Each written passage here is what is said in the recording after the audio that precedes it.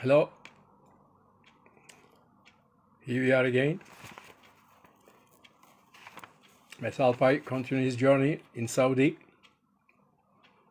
From previous experience, I told you that I find a job at the Grammar International. So I flew to, I'm accepted to get a catering officer. They call the catering manager. It is a F&B manager in the normal hotel. So went there, flew by British Airways to Tehran. Then they took us. There was a few people. They were going to work there as well, stay in the camp. So I arrived at the camp late afternoon. So get the reception, and that was the Indian. I didn't see any white face. So they found me one room, one cabin, and it was a huge camp. When you say camp, is cabins, one after thousand of cabins, and some people like us, they had only one cabin on himself. So I stayed in my room, and I was in shock. Of course, I never imagined it like that. I was going to be more comfortable, you know. So it was hot. So I stayed in the room for a couple of days. I didn't go out. I didn't go and check up and to introduce myself at all. 2 days I was in my room.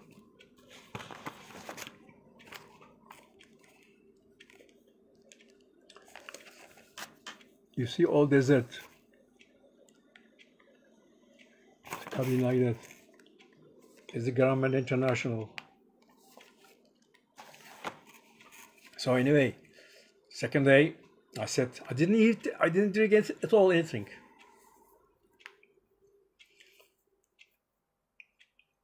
So I walked about 10 minutes, 15 minutes to find the reception. Anyway, I guessed it where it is.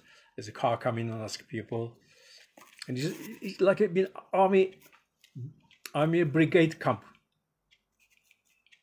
So the front office manager said, where have we been? We are looking for you. I was in my cabin. So anyway, he checked my paper. He prepared my registration. Then he said, the general manager wants to see you immediately. So I want to see the general manager. He was an ex-colonel from British Army. Hello, how are you? Fine. And where are you from? It's also a brief explanation. He says, typical morning, Mr. Hakan. So he gave me an objective at all, an objective straight away.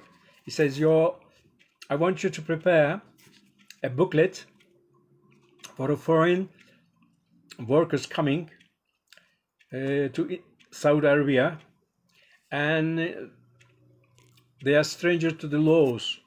So prepare me like a do's and don'ts, a booklet, and to give them, mainly for the managers like me, because we were catering manager, but there was so many other managers as well. There was in the engineering department, there was in the import department, administration department. There was a security officer. They're all British, Australian and British.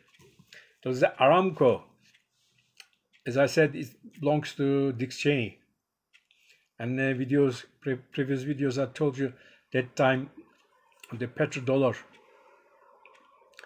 the barrel, not the gallon, barrel was a $50. So today is more expensive, of course. So this refinery, they are building a refinery, and there was so many people from all over the places. And then while I was preparing that, he said to me straight away, come in and check your dining room. It's the Turkish dining room. I went to see the Turkish dining room. 3,500 Turkish people from southeast of Turkey. It's a hot country there, Antep and Diyarbakir. They took all the people because they are used to hot weather. So they wake up early in the morning, 5 latest, then go and come back by 11 o'clock. By bus, by coaches, and whatever they do there, the construction, they straight away they food is very important. So I went to see what they're preparing. First, there were no Turkish chef at all. 3,500. They were all strong people, young. I said, what's happening? Oh, people come and say, oh, we are Turkish. Yes, okay. There were so few spokesmen for this group. He says, look, we don't have Turkish food. Plus, we don't have Turkish chefs. All we eat, Indian food. Salad, yes, but there's no dessert as well. They don't know what to cook. Oh my God, they were really angry. Of course, straight went to the general manager, explain about that. He says, look, we better make a menu, something like that. And in first occasion, first opportunity, you have to go and find, recruit some chefs from Turkey. Because we can't do it from here, we can't find. And Indian chef, they say, we don't know. We cook, we put some curry, and they don't like curry. I say, of course they don't like curry. But there was nothing as a substitute. I said, when you make a rice, don't put curry inside. Don't put saffron inside. Make a plain one. But as a sweet, they didn't have any sweet at all. So fortunately, I had a book I brought with me.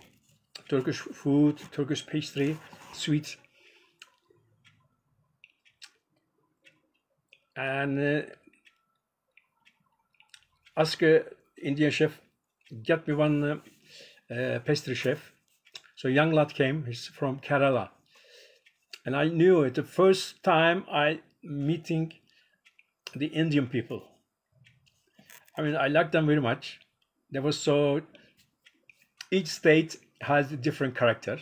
Okay, Goa, Kerala, they come, they were under the occupation of Portuguese, and they have a Portuguese taste as well. And then the manner is better. There was a Madras, they are dark-skinned people, and they make a very hot curries. Of course, me, I like Turkish food, but suddenly I was walking from one diner to another. I was tasting Indian food. I like them. Madras hot, and the Goa is mild and more fruity, and they had this. We keep it to turşu, but they have the sweet turşu, you know, pickles. I love the pickles. So anyway, before I forget what I'm going to do, I concentrated and make some cake. And revani we make it sütlaç, we make it kazandibi. First night, as a surprise, we give them this, and dining room shaked. And the general manager's assistant ran away. He says, what's going on? I said, they are happy. Oh my God. They were dancing, they were shouting, they were singing, they were eating like you never see sütlaç in my life. I mean, Turkish type of taste. So we calmed down like that, you know. And a little bit, we asked the chefs not to put so much things. And when they make a burger, okay, we make it like a Turkish köfte, less spicy but more maydanoz, parsley, dereotu, and salads, more tomatoes and vinegar, not other oily concoction. Anyway, this first 3.5 months I did this, and before I was going, they gave me Filipino dining room as well in Filipino. Last 1.5 months I was in the Filipino. I had another colleague, Italian. He was coming from married to a British lady. He was living in south of England, and he couldn't cope with the enormous pressure. Filipino, another problem. There was adamant. They wanted their food. Sometimes they want to cook themselves, and so as soon as I was there and tried to control them first.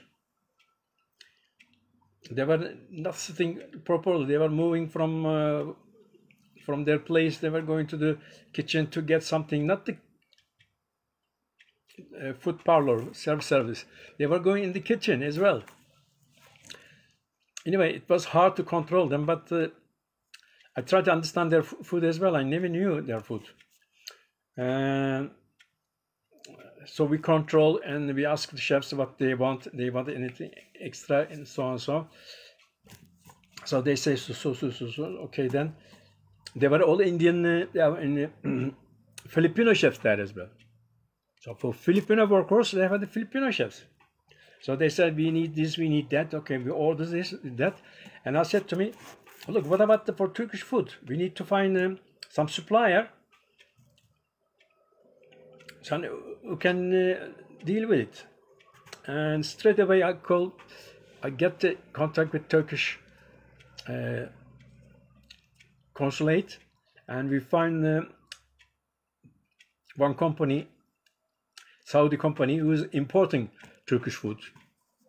So place the order and wait 1 month. So 1.5 months the food lorry came. Of course, they come all the way to the camp, but Aramco people, then most of them Australian, American, and British, they were everywhere. They were checking. It's good, of course, they must check. So they checked the lorry and discarded, because most of the material was the goods. They were out of date, and plus physically they were rusty. Tin canned foods are rustic outside. So discarded, and 2 lorry went back. Oh my God. You learn everything. You learn everything every day. So just by luck, when we were shopping in town, we had Sundays off. We used to go out, and Dahran is very big and very busy shopping center. There are shops.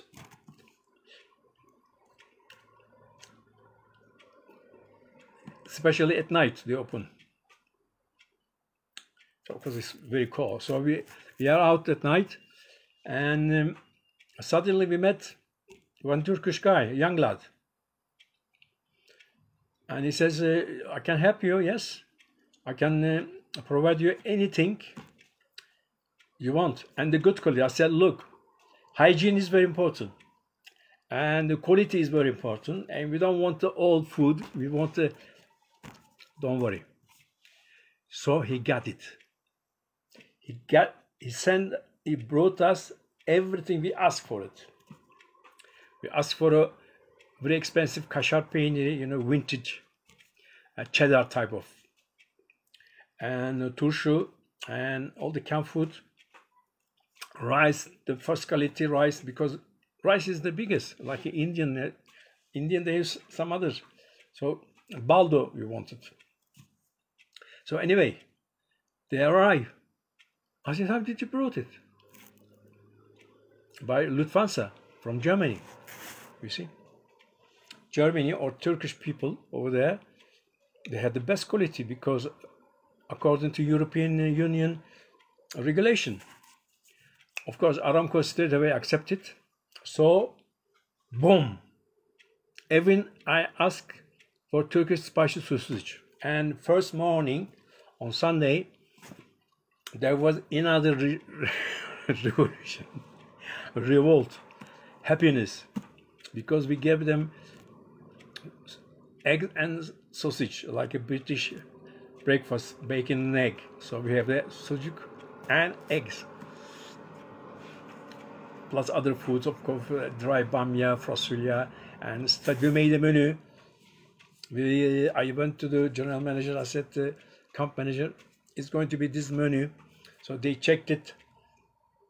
So we don't repeat the menu item every day, every other day, or every other 3 days. So we made the menu monthly menus. 45-day maximum is the good one, because in case you run out what you put it, with the local ingredient and plus Turkish ingredient, I made it my objective. I reached it. So general manager happy, Turkish people is most important, happy, Turkish crowd. Of course, there's a more sweet, dessert on the selection. So other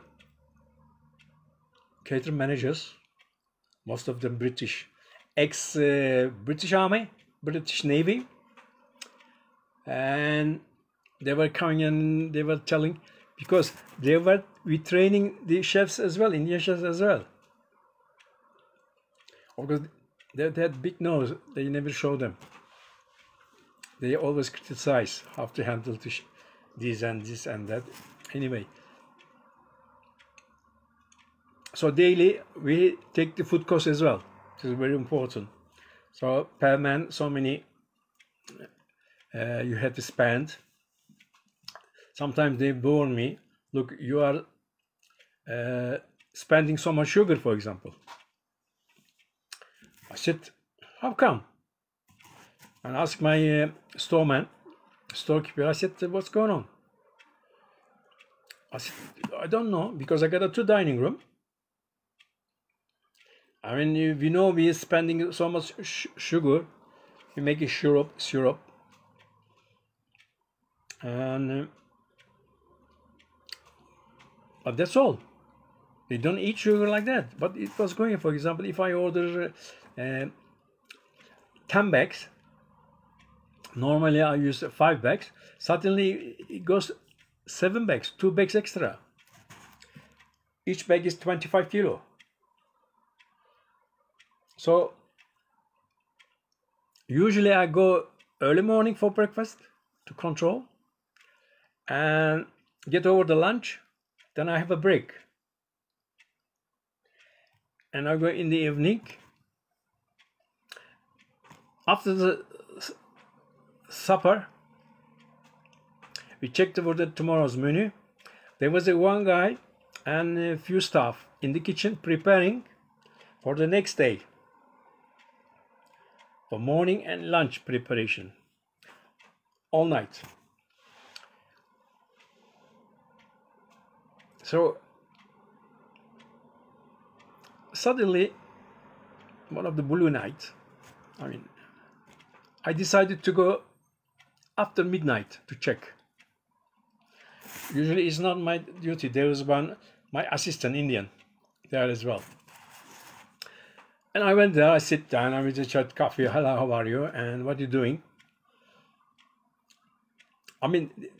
Business is not finishing, They are not only preparing for the food in the dining room, hot food, also pack lunches. There's one group, they're eating in the night time as well, so they prepare pack lunches, 1,000. And you have to, there's a list as well, what you're going to put inside in them. Sometimes meat, sometimes chicken, alternatively, and köfte, and we made some mujver, vegetables frittata,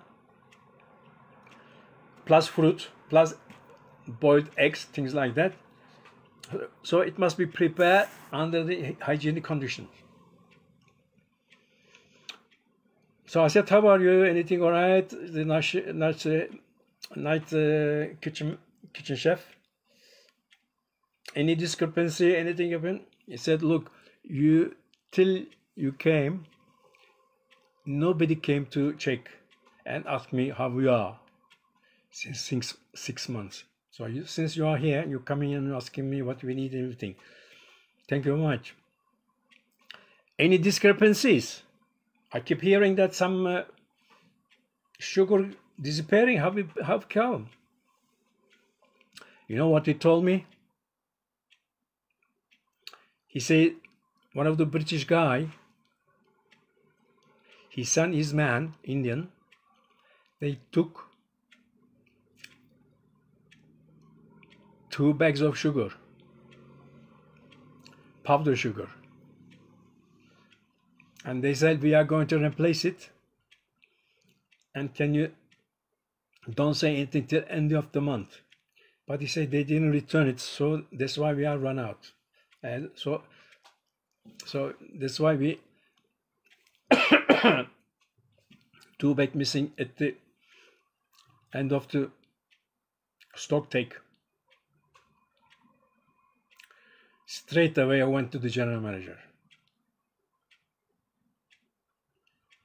And they sorted out what's happening. They are not going to do it, but this guy had a warning. You know what they do with the sugar?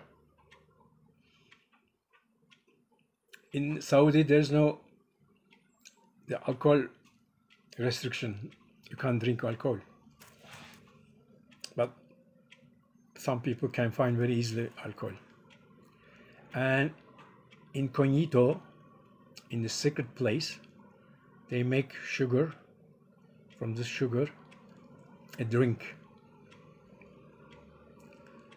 They make it, boil it, distillate it, and some kind of, and they're selling. So unfortunately they found me, but I discovered it. Of course I told my manager as well. They was very happy. But still we didn't have Turkish chefs.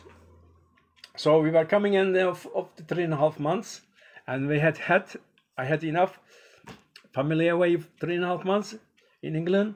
Children's about 2-3 years age, 1, 2, 1, 3, and wife busy at the shop, and she had up to here. Of course, she needs to see his man, her man. I said, I'm coming, and general manager said to me, look, on the way back to UK, can you fly to Istanbul, stop over, and we have an agency there, Aramco, subcontractor, administration, and they were going to find few chefs, yes, and can you please interview them and select which one you want? We need 4. I said, okay. So first occasion, I went to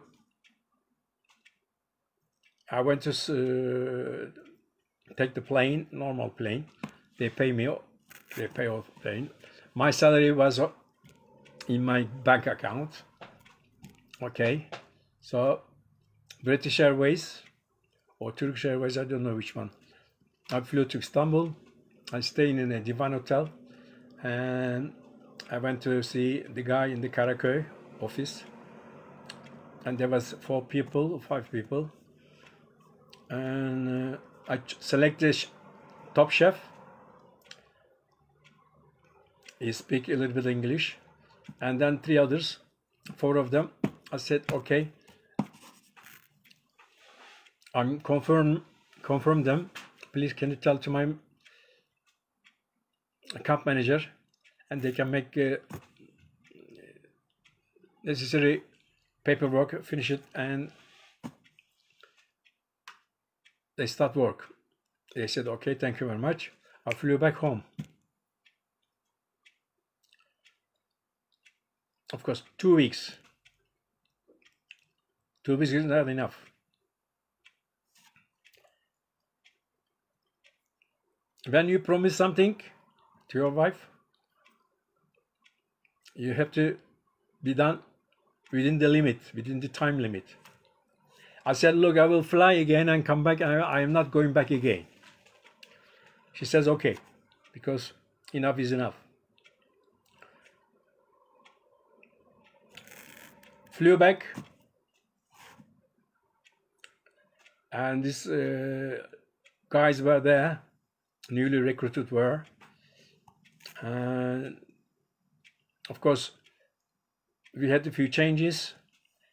There was an Indian head chef, so I said, look, this is a Turkish head chef, we work together, and so on, and we reduce a few workforce from the Indian.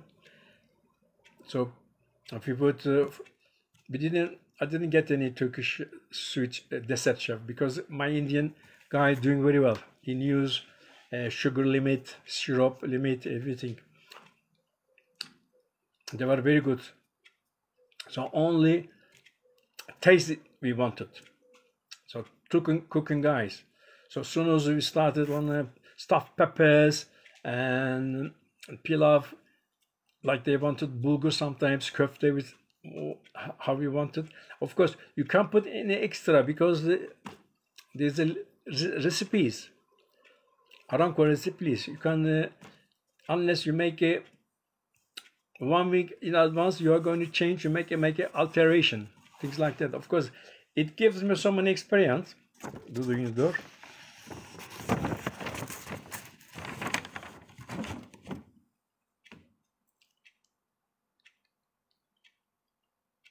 These guys, one of them says, I can make some like a tulumba tatlısı and lokma. I said, can you? Yes, because the people asking, can I make? But this Indian pastry chef, he doesn't know. I said, okay. So he prepared the butter and everything like that, and we organized a deep fryer, because you fry vegetables and potatoes, and we make it late in the evening. We didn't want to see other people after we're making it. And done very well. So Indian chef, the pastry chefs,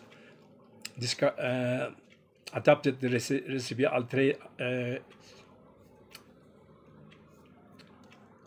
alterated the recipe, and add a few things to make it much crispy. So again, we had a lovely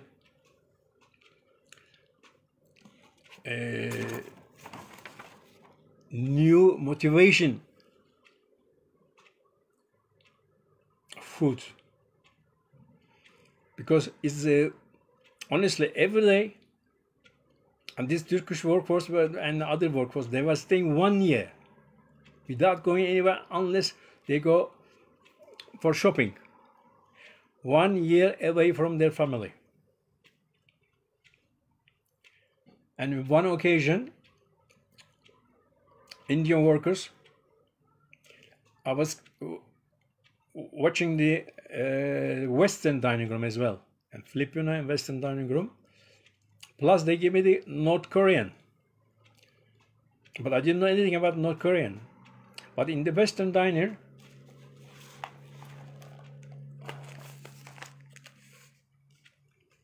you see, Western dining room, the food much better. And the crowded, all the engineers from any nationalities, but expat, we call it. And they were eating there. Of course, they had the roast beef, the steaks, fish, lobster. And I used to go, we are eating there as well, catering managers. We see them, what they do. They have a special night, they make a turkey for Christmas night, for example. And but the Indians, they had the Christian Indian as well, from the Goa, from Kerala. They were Indian. I wasn't there in the Indian But one like spicy, one like this. For example, Madras, they're making very hot. Kerala making very fruity and doa.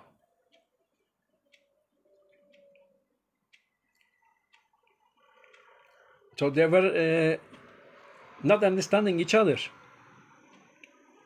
So one day, I said, there is, even in the Western dining, the people not working. What's going on? They are not happy. Patata. They blockaded a dishwashing machine. It doesn't work. You start washing by hand in the Western diner. In Turkish diner, they make it the same. All diners suddenly, one crowd controlling all the Indian workers, all dining rooms, they were slow working.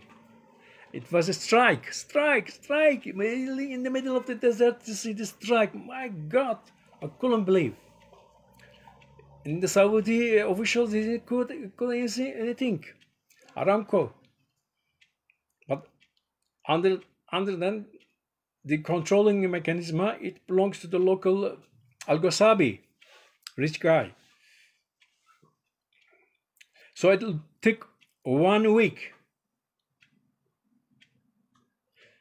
And in our Turkish dining room, I said to the Turkish lads, can you come and help in the washing? Because we are washing by hand all the trays. We didn't have a plate. Trays, but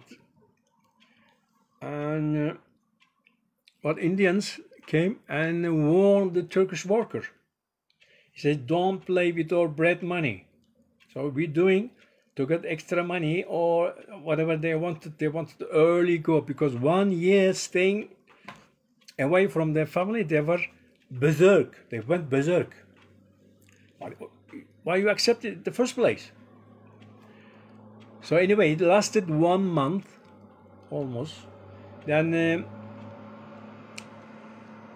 Saudi official, the company couldn't do anything. Saudi official, government official came, get the names, about 200 staff sent back to India. Then we went to normal. But big Aramco official came. They couldn't believe their eyes. We give them money, says, and they do this and they do that. Of course, what can we do? So we start having canned food. Of course, we can't cook anything.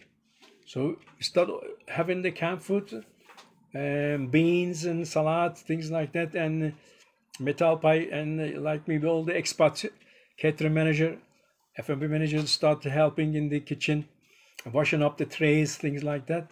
And 1 month we had a hectic time, but it was a part of the experience. So for the future food and beverage managers, for the general managers in the food business, so prepare for the worst all the time. Okay? Next time, I'm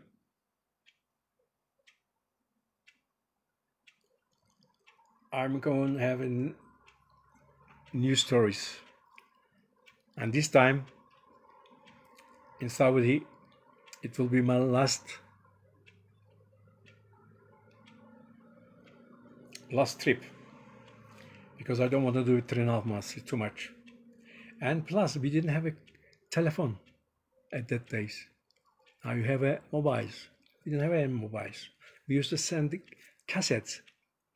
Darling, I love you. My daughters, I love you. I miss you so much. They sold and we sent the cassette. Can you imagine? Then the cassette comes about 2 weeks.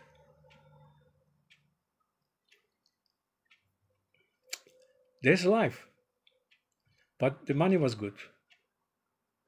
My aim was to move out from this shop house. house with shop. I will have a bigger house. My dream, my objective was that. So that's why I was there. Okay? See you next time. Bye-bye.